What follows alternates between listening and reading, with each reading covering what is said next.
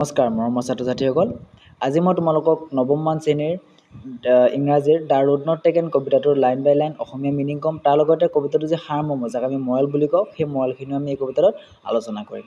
তেতিয়াহ'লে আহাচোন আমি কবিতাটো আলোচনা কৰোঁ। Two routes diverge in a yellow wood. হালধীয়া পাতেৰে ভৰা এখন জংঘলত দুটা পথ বেলেগ হৈ গৈছিল। মানে এখন জংঘলত গৈছে কবি, সেই য'ত জংঘলত গৈছে সেই জংঘলত গৈ কিনে কবিয়ে এটা ৰাস্তা পালে। সেই ৰাস্তাত কি হৈ গৈছে, দুটা পথ বেলেগ বেলেগ হৈ গৈছে, মানে এটা তিনিআলি পাইছেগৈ দেই। তাত কি হৈছে, হালধীয়া পাতেৰে ভৰা এখন জংঘল, গোটেই জংঘল কিহেৰে ভৰা আছে, হালধীয়া পাতেৰে ভৰা আছে। Two routes diverge in a yellow wood, মানে কি হৈছে, হালধীয়া পাতেৰে ভৰা এখন জংঘলত দুটা পথ বেলেগ হৈছিল।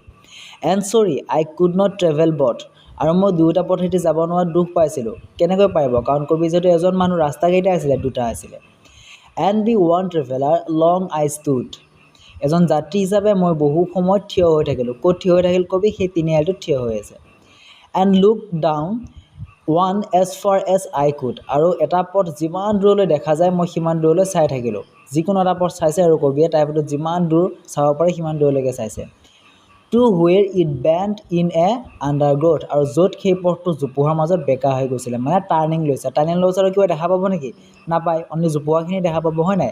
চ' ইয়াত কি কৰিছে এতিয়া কবিয়ে, এখন হালধীয়া পাতেৰে ভৰা এখন জংঘলত গৈছিলে, তাত দুটা পথ আছিলে।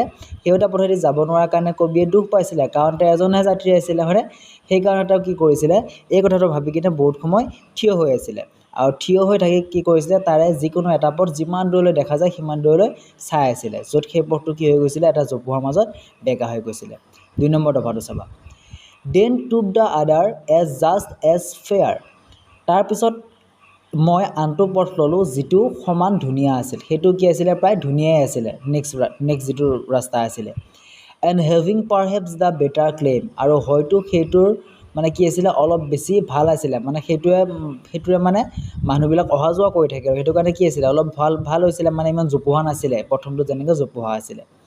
Because it was grassy and wanted wear, কাৰণ এই পথটো ঘাঁহেৰে ভৰা আছিল আৰু কম মানুহে ব্যৱহাৰ কৰিছিল। যিটো পথ কবি এইবাৰ চাইছে, সেইটো পথ কি কৰিছে, কম মানুহে ব্যৱহাৰ কৰিছে, মানে ছেকেণ্ড ৰুটটো। ফাৰ্ষ্ট ৰুটটো কি আছিলে, খুব পৰিষ্কাৰ আছিলে, সেইটো কাৰণে কি কৰিছিলে, কবি একদম জোপোহাটো দেখা পাইছিলে টাৰ্ণিংটোলৈ, হয় নাই। কিন্তু এই কবিতাত এই যিটো ছেকেণ্ড ৰাস্তাটো চাইছে কবিয়ে, সেই ৰাস্তাটো কি আছিলে, সেই পথটো ঘাঁহেৰে ভৰা আছিল আৰু কম মানুহে ব্যৱহাৰ কৰিছিল। কেনেকৈ গম পাওঁ, কাৰণ সেই পথটো কি হৈ আছিলে, অপৰিষ্কাৰ হৈ আছিলে। যদি মানুহ গৈ থাকিলে হয়, সেই পথটো কি হৈ থাকিলে, পৰিষ্কাৰ হৈ থাকিলে হয়। তাৰপিছত চাবা, though' as for that the passing there, যদিও সেই পথেদি যোৱা মানুহবোৰে হেড ৱৰ্ন ডিম ৰিয়েলি এবাউট দ্য ছেম, আচলতে দুয়োটা পথ প্ৰায় একেধৰণে ব্যৱহাৰ কৰিছিল, কিন্তু এই পথটো অলপ কমকৈ ব্যৱহাৰ কৰিছিল। এবাৰ 3 নম্বৰ দফাটো চাবা। And both the morning equally লে, আৰু সেই পুৱাত দুয়োটা পথ একেদৰে পৰি আছিল, কাৰণ সেইদিনা ৰাতিপুৱা আছিলে। চ' ৰাতিপুৱা কি আছিলে, সেই পথটো নিজান হৈ পৰি আছিলে।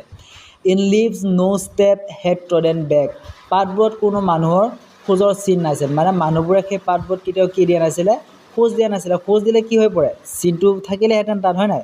যিহেতু তাত খোজ দিয়া নাই, সেইটো কাৰণে তাত কি পৰা নাই, চিন পৰা নাই কোনো ধৰণৰ পাতবোৰত।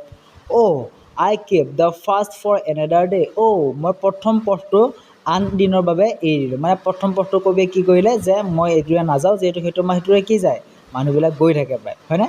চ' কবিয়ে কি কৰিলে, নেক্সট এটা পথ বাছি ল'লে, নেক্সট যিটো পথ। য়েট ন'ৱিং how way leads on to way, কিন্তু জানিছিলোঁ যে এটা পথৰ পৰা আন এটা পথ ওলাই যায়। I doubted if I should ever come back, মই সন্দেহ কৰিছিলোঁ যে পুনৰ উভতি আহিব পাৰিম নেকি। কবিয়ে ভাবিছিল এই ৰাস্তাটোৰে যোৱাৰ পাছত মই আকৌ উভতি আহিব পাৰিম নেকি বুলি ভাবিছিলে। এবাৰ চাবা ষ্টেঞ্জা 4।